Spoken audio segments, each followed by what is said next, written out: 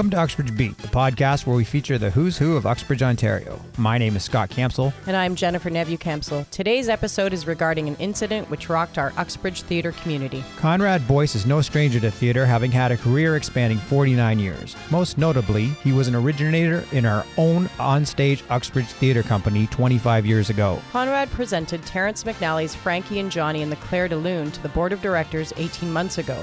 The show was approved, the show was cast, rehearsals completed, and then the dress rehearsal. Yes, it seems that at that point, due to an incident that happens in the play involving some nudity, that the show has now been canceled. Here, in Conrad's words, he tells us what happened to Frankie and Johnny, the show that closed before it had a chance to open.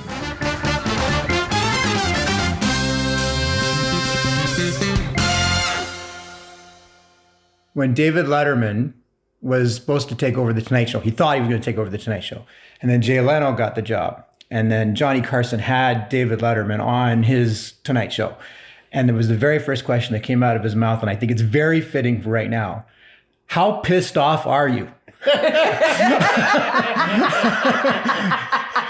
Well, actually, I'm not pissed off at all, because when I made the Facebook post 2 days after this happened, I calmed myself down by going to Jennifer's choir rehearsal and cooled myself off a little bit, because I didn't want to make my Facebook post about it right away, because I was a little steamed and probably not thinking totally straight. So those 2 hours were very refreshing for me, and I was able to think clearly. So when I got home from that's when I put the Facebook post on.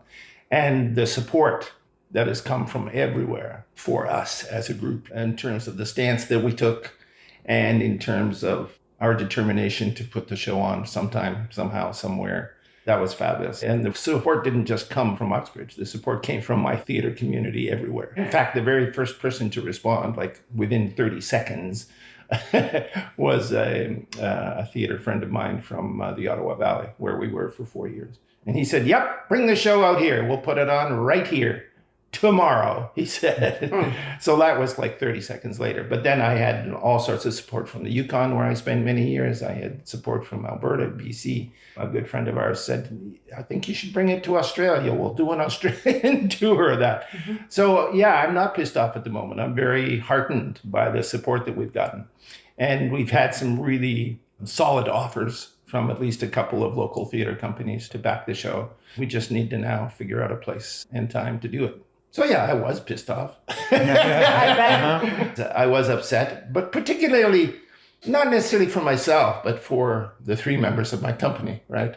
My two actors and my producer / set designer, because all of them put so many hours into this. This was by far the biggest roles that Grant and Leisha had ever done. They're huge roles, right? They talking nonstop for 2 hours. So it was a major challenge for them, not only as actors in terms of the words they had to say, but in terms of taking the personal risk to appear nude on stage.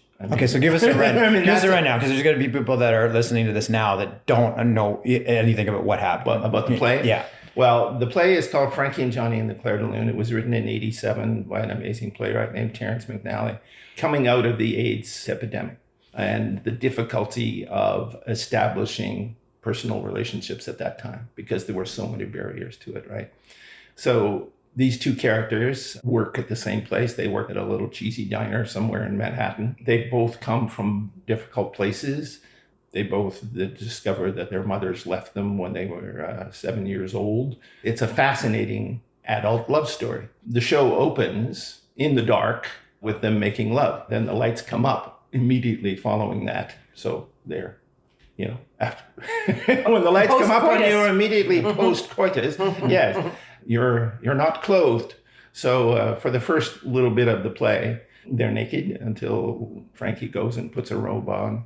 And Johnny says, "I want to bask in your nakedness." And she says, "Sure you do." And she comes back with the robe on.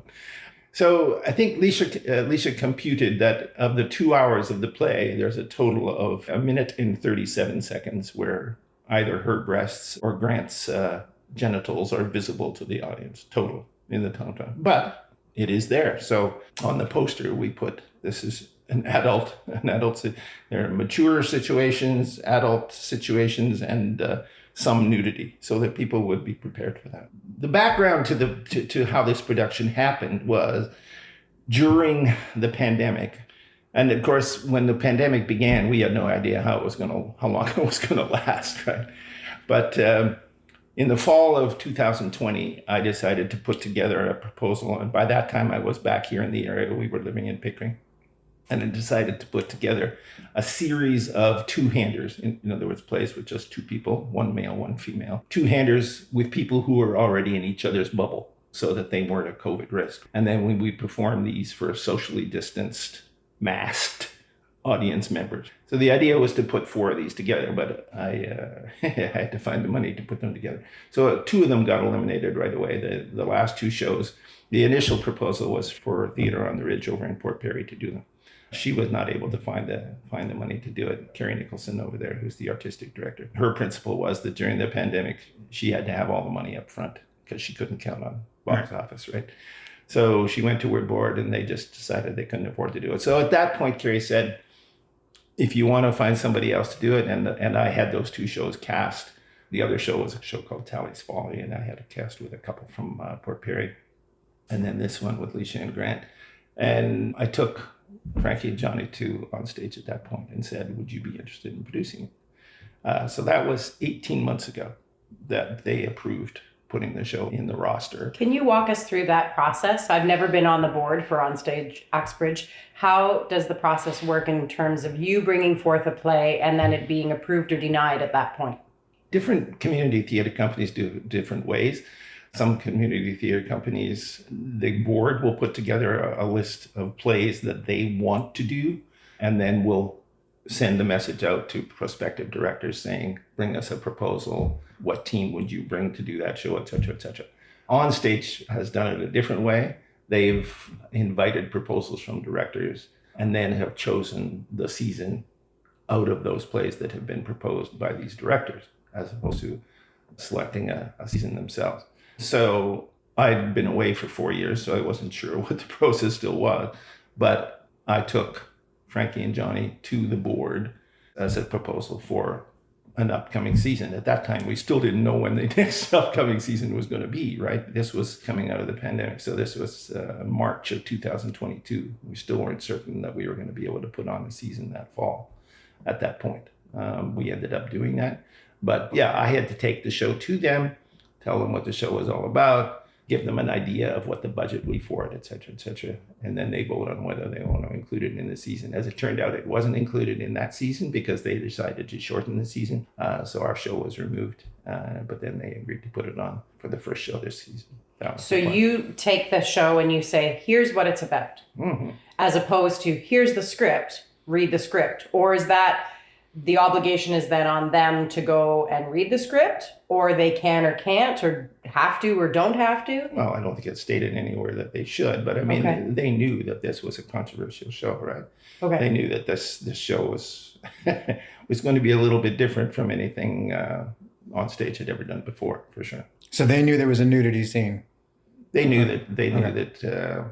They knew that there was nudity in. So now here we are, dress rehearsal. They find out that the play's done the way that it says on the script, the way that you described it. Everything was, for lack of a better way of describing it, but pretty accurate up front.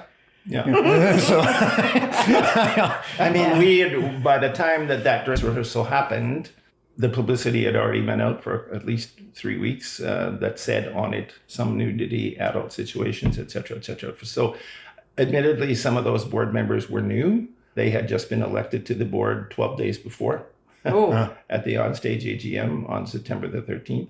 So some of them may have not have been as aware of what was going on. But as I say, the publicity said nudity. And actually at the AGM, the fact that it included nudity was discussed at the AGM where all those people were elected.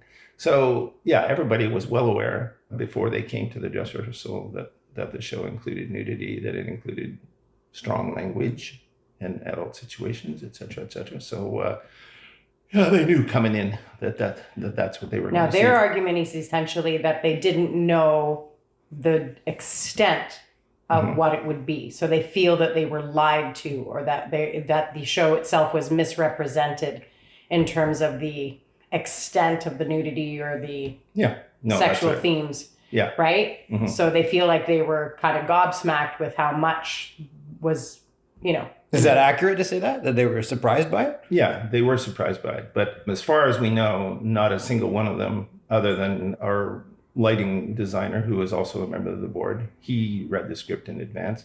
And of course, obviously, he had seen at least a couple of rehearsals in advance as well. So he was well aware of the content. But as far as we know, nobody else on the board ever took the trouble to read the script. Certainly none of them ever came to a rehearsal prior to that dress rehearsal. and they had given you the permission.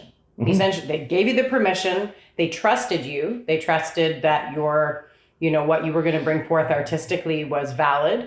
And so now it gets taken away. Yeah. So as you say, Scott, what they said was that they were not prepared for the extent of the nudity. But for instance, if you were to go on YouTube and look for a community theater production of this show, Yes. the only one that's on YouTube has a whole lot more nudity than our production does. Huh.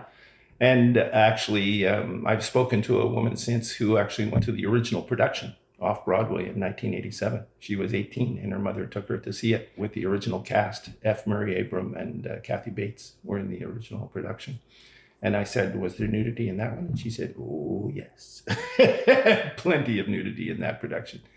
So any contention that a production of Frankie and Johnny and the Clair de Lune can be put on without nudity is fairly ludicrous, in my opinion. I mean, the script doesn't explicitly say characters are nude, but as I say, I mean, the action of the play happens mere moments after they've made very audible love in the darkness. And there are, as I say, one of the first lines he says is, I want to bask in your nakedness.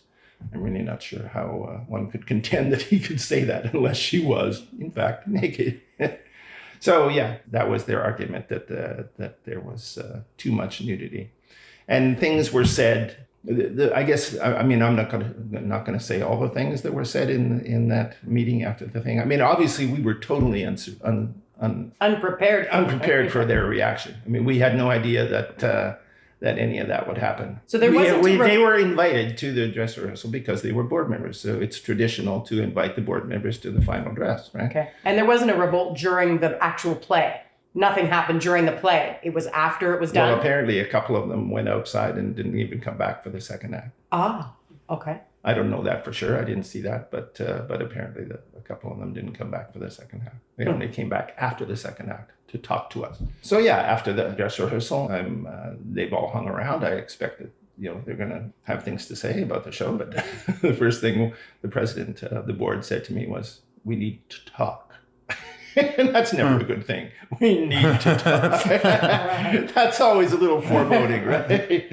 Yeah, we were totally taken by surprise by it. And it was very difficult for us to get a word in edgewise. The tone was angry. The tone was very confrontational. And from what I understand, it was also very personally attacking. To some extent, yeah. That wasn't the only meeting that happened, of course. Leisha and Grant, of course, had gone back down to their dressing rooms. And then they came up to clean the stage to get ready for the first performance. And they were in the wings while all this was going on. Ray Walker, my producer, and I were the only ones who were in the room with the board member at that time. Leisha eventually came in because she's a member of the board as well. Right. Or she was a member of the board. She no longer is. So she came in. And that's her own choice. She decided to step down. It wasn't like they let her. Correct. Yeah. Okay. So she came in and joined the discussion. And Grant was going to come in too. And they said, no, this is a board meeting. You're not invited to be part of this discussion. Even though Ray and I, neither of whom are in the board, were there sitting in, they would not allow Grant to join in the discussion. I mean, our contention later was that, in fact, it wasn't a board meeting because there was no notice given, there were no minutes taken, there was certainly no opportunity for me to present any kind of artistic case for what they'd seen. It wasn't a proper board meeting at all. Eventually, I said, thank you for what you said, and you can go home now and we'll talk. So at that point, Leisha and Grant and Ray and I talked about what had been said, and we had a number of concerns. Of course, the main thing was that we felt that our production as it stood was totally true to the script and to what the author intended the script to look like on the stage, right?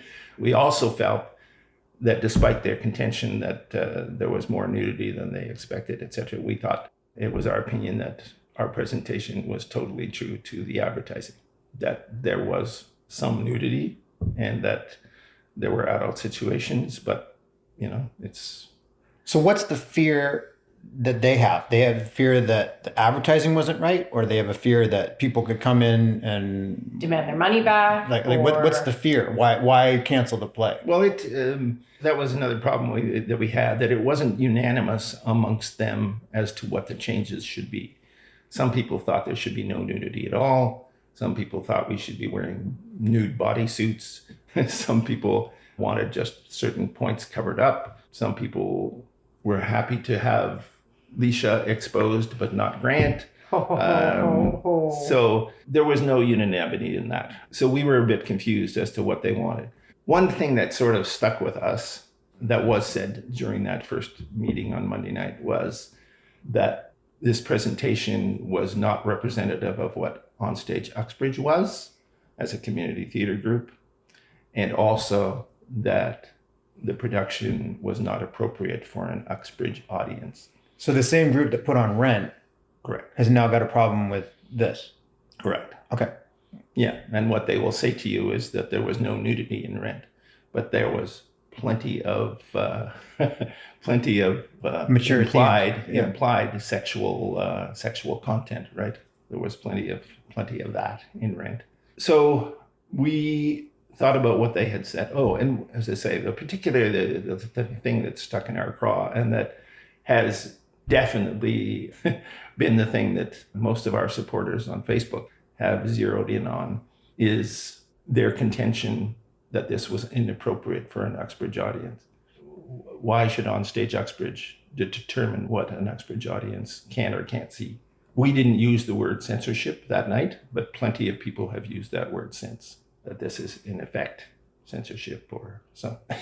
So their fear is that it's a bad representation for Onstage Uxbridge. That's what the big fear is that a minute and 30 seconds of nudity is not good for Onstage Uxbridge. That's the fear. It's not that someone's going to see two people naked and then will be scarred for life because of this. That's not like... Oh, no, that's part of it. Okay. I think part of them thought that it was inappropriate for an Uxbridge audience to see. They said that Uxbridge has a conservative population. But I mean, what we said was, it's in the publicity. It's on your ticket that this is what you're going to be seeing. You're going to be seeing some nudity. You're going to be seeing adult situations. It's an adult story. It's a very frank, real, truthful story about an adult relationship at that time period. Is there anything in the mandate or in the mission statement of the board that outlines the specifics of what can and can't and should and shouldn't be represented? No, there's nothing currently in there. All it says is that Onstage Uxbridge will present a variety of theatrical performance. There's absolutely nothing. Some of these people have not been involved with Onstage Uxbridge for very long. So it seems strange for me that they would say this is not what this company should be when they have very little experience with the company.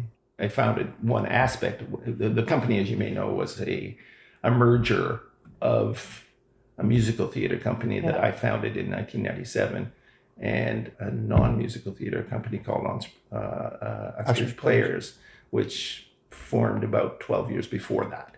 And then the two companies merged in 2005 to become Onstage Uxbridge. I've been involved with the company for 27 years. So we thought about it. We said, considering all the work we had done, we said, what can we do here? How can we make this show happen?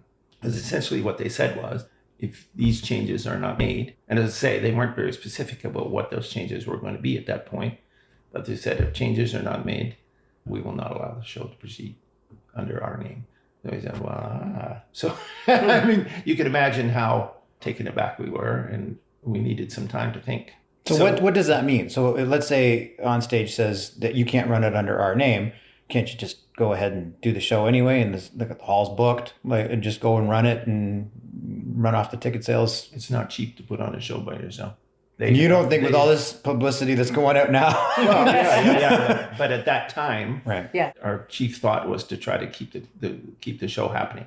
What I did the next morning was I called a meeting together of me and my producer. Leisha was otherwise occupied on a Tuesday morning. She's trying to put a newspaper out. Grant's got a dairy farm to take care of. So Ray and I called a meeting with 3 members of the board, including the president, including our lighting person, who, as I say, was on the board, and one other member of the board. And we said, look, we need clarity. We thought the show was consistent with the script. We thought the show was consistent with the warnings. We needed clarity on the changes that they wanted. The main thing was that if we were to make these changes, that we wanted to know that we had the support of the board, in particular, the person who was doing our technical stuff, because it's a very technical oriented show. The sound and lighting are very, very important to the show. And that if he wasn't totally on board with what we were doing, that the show would suffer. The very first thing that was said in that meeting by the president was, she said, "This isn't on you." She said, and I have it on tape, she said, "This is on us. We were not prepared. We had not done our homework with regard to the show. We didn't know what we were coming into.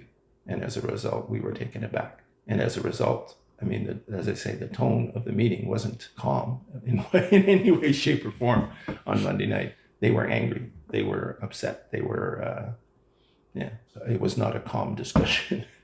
So after that meeting on Tuesday morning, I went back to my company, to Alicia and Grant and Ray and I.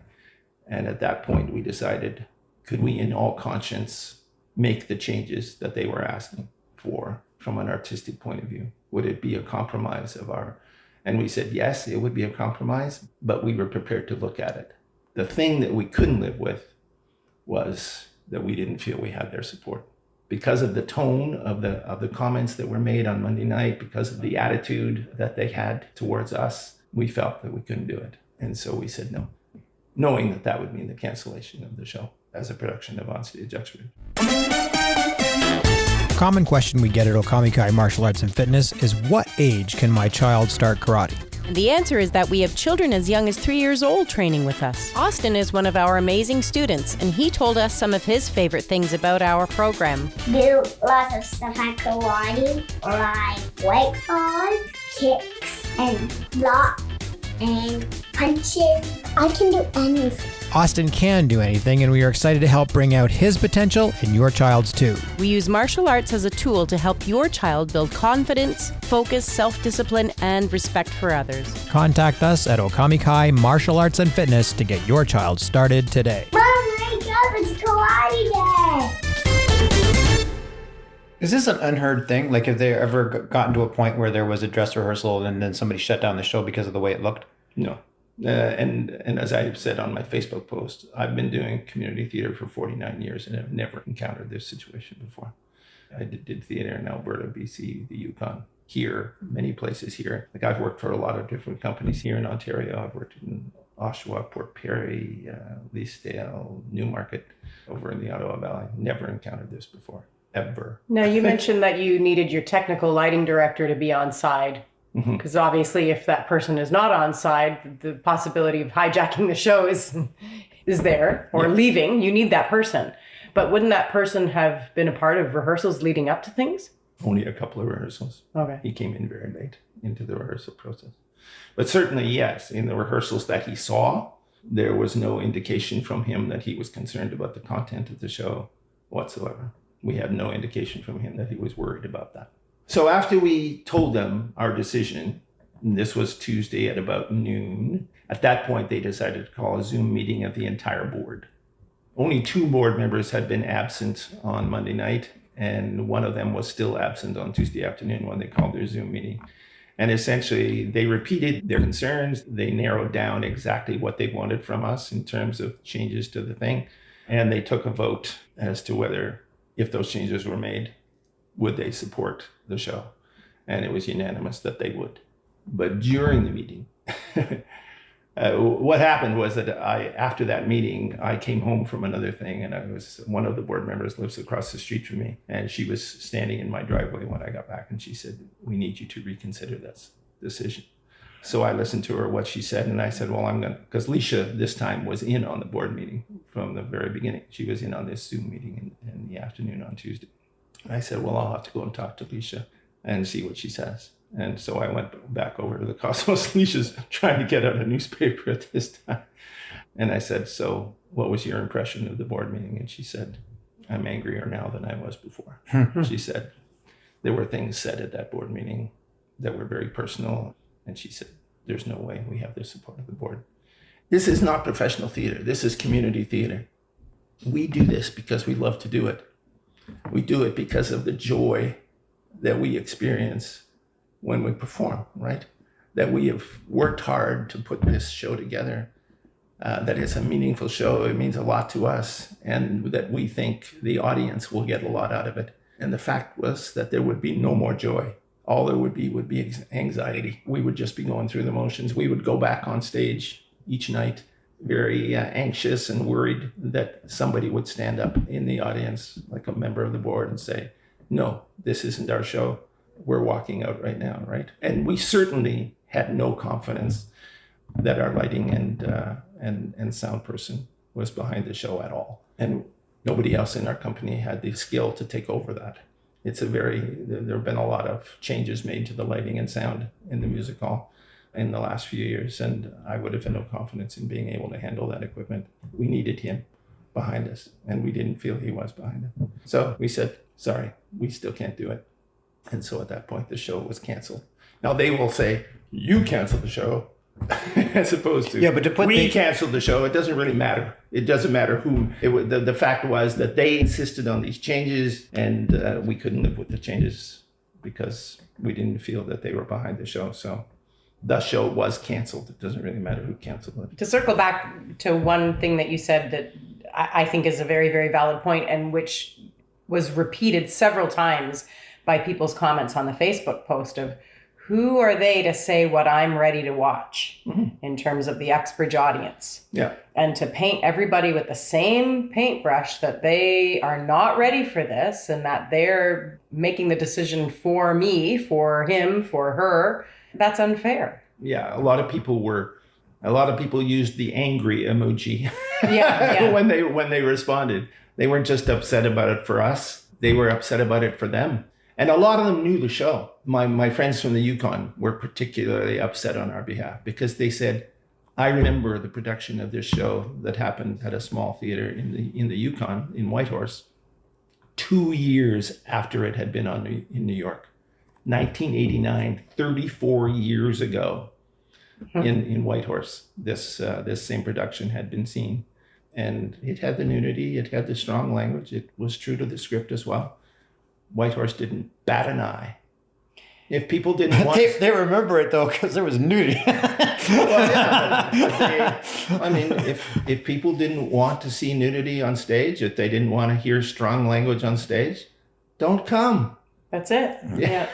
Don't come. Yeah. You're quite free to stay away. But with those warnings on the posters, if you come to the play, you should be expecting that. I took my youngest daughter to see Rent, and I had to battle around in my head whether or not I was going to think that this was appropriate for my daughter to see. And in the end, I decided that it was for, my own reasons. But I had to consider it.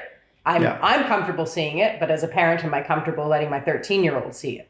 So in this situation for adults, are you personally comfortable? But it's everybody has to make the decision for themselves. And I guess the argument was that you didn't necessarily portray it accurately to their desires of what wanted to be portrayed for nudity. But it comes down to due diligence. If the board had looked at the script, you said that they admitted that was their fault, that they didn't really research it the way that they should have. So wouldn't it come down to, as a parent, to do the same thing? I'm going to take my daughter or my son to a play. Shouldn't I research it and find out what it's about before, or what's involved, if there's brief nudity, before I take them and then get upset? Yeah. It's a small town, right? Anybody who's worried about it, they know that I'm the director. I'm not hard to get a hold of. Just give me a call and say, okay, what's involved in this play? Can I bring my 16-year-old or whatever? We say 16 plus, but that's only a recommendation. If you want to bring your 10-year-old, you're free to do that. But we say recommended for 16 plus, which, So where was the trust? Teenagers see this sort of stuff on TV all the time. So where was the trust? Was it based on your experience? Do you think that they go, okay, well, Conrad is a very strong professional. He's got lots of theater experience. There's no way he would put on a nude play. Is there any basis for believing that could be? Like, where's the shock? Like why are they so stunned? I don't know. Yeah, you'd have to ask them that question. But yeah, this is the 20th show I've directed for Onstage. I've been doing this a long, long, long, long time. I think part of the shock is the fact that we know the actors and that the board knows them personally. Sure. And you don't want to necessarily bump into them now at Zares and I've seen you naked. But I don't know. But if Leisha and Grant could make that decision for themselves, that they were prepared, even though this is their community and even though they're both well respected in their various fields and they each have thousands of friends in the community, if they were prepared to go on stage and they didn't think it was such a huge deal. I applaud their courage. I really do. Yeah. Yeah.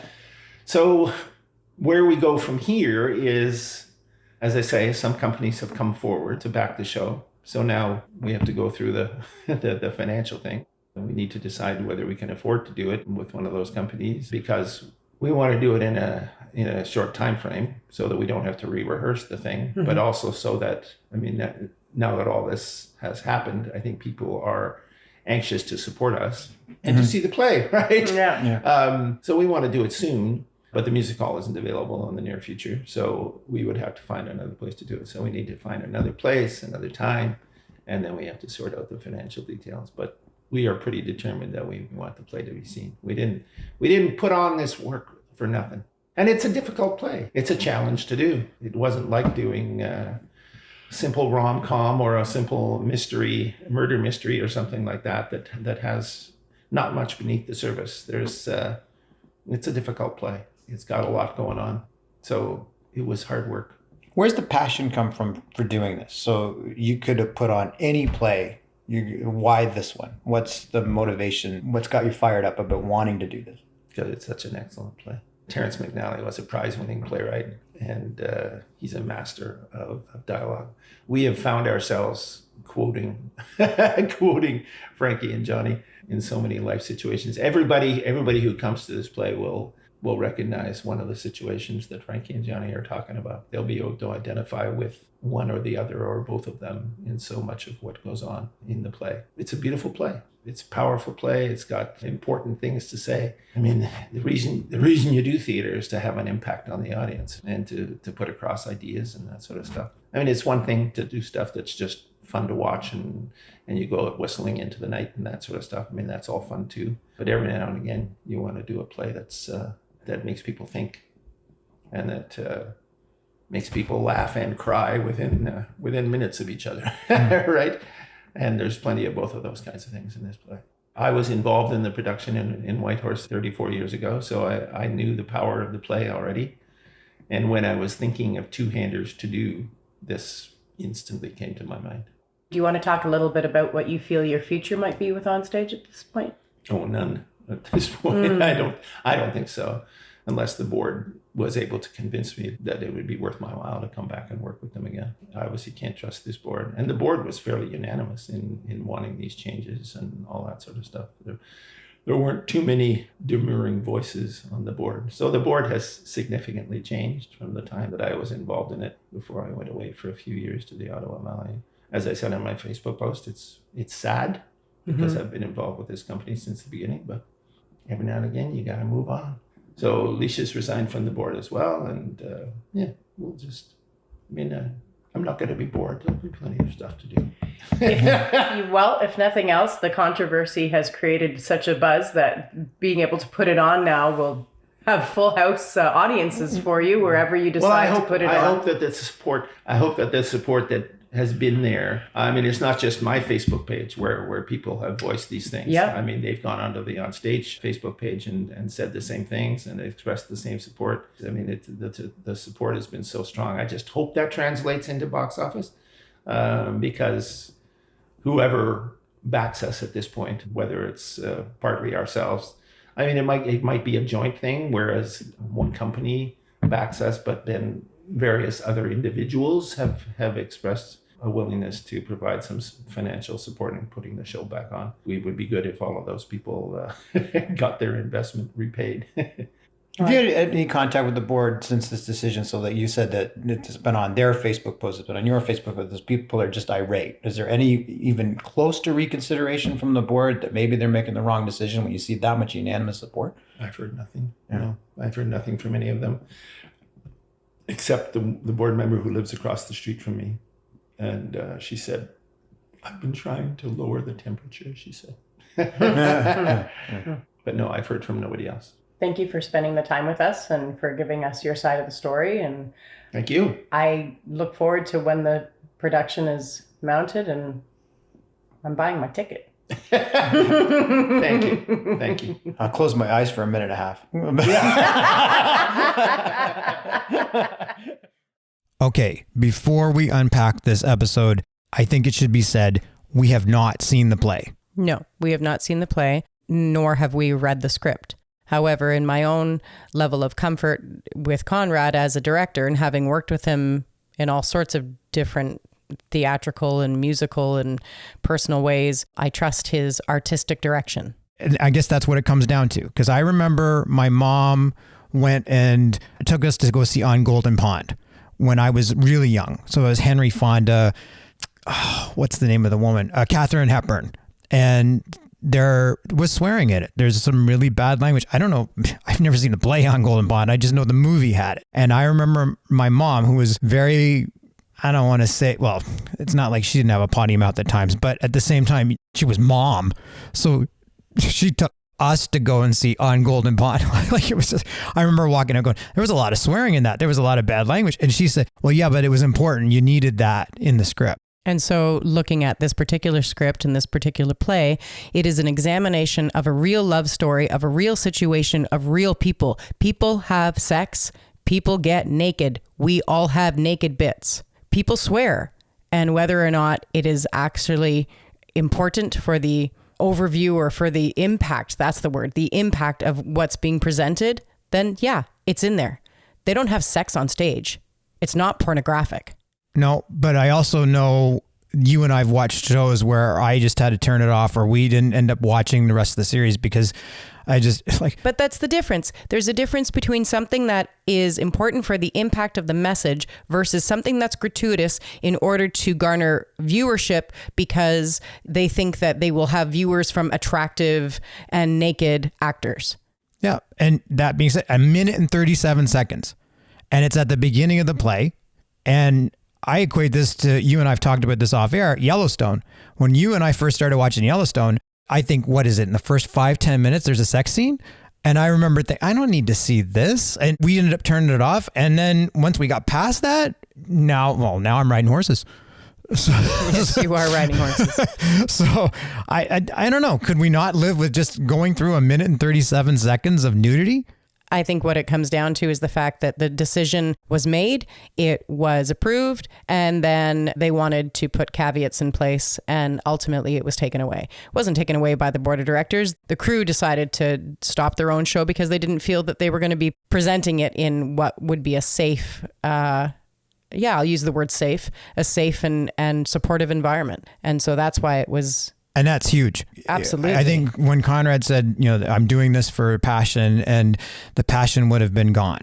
And so now they go out on stage and all there is anxiety. And I don't know, anytime I did community theater was because I just wanted to do it for fun. Yeah, he was so emotional and so upset. And Leisha is my work wife. We share a studio space or a workspace where my studio is. And she's had, one heck of a week. And I'm sure the board members have too, because ultimately we participate in these things because we love it. Now we're at a point where they're going to have to examine how they move forward with this stuff. And if only 3 out of the 12 board members had actually read the script, then that's a problem. And if they don't trust the artistic integrity of their director, that's a problem. And so I was pretty upset about this last week because this came on the heels of the Kitchener-Waterloo Symphony Board declaring bankruptcy. And all of the musicians and students that were involved in that, and professional musicians and payroll and everything that, went along with that was really disheartening and affected me personally because I know lots of musicians who are involved in that situation. Now, again, here we are with a board of directors situation, and I'm just in the process with my choir of, having a board of directors that is a fledgling group that we're trying to get off the ground. And it's important. It's not to be understated that the fact that board of directors are there to make really important decisions, and other people's livelihoods, their presentations of a play like this, and money. There's lots of money that is involved with this stuff. There are important decisions to be made. Yeah, it's funny that you mentioned last week. Also on the heels of this last week was when the Speaker of the House got removed because of the fact that he didn't do his due diligence, and the whole House of Commons stood up and applauded a Nazi. So I think due diligence is important. If you're going to go and stick your neck out there, I think it's really important. But it also basically says that it could happen to the best of us. So with airing this episode, we understand there's only one side of the story that's being told. It's Conrad's. We have not heard from the board. We didn't talk to them. So obviously they would have their own side of the story. I'm not looking to get any fights. Like I said, we haven't seen the play. We don't know what's totally involved, but we did, I think, do a good service in at least airing one side out.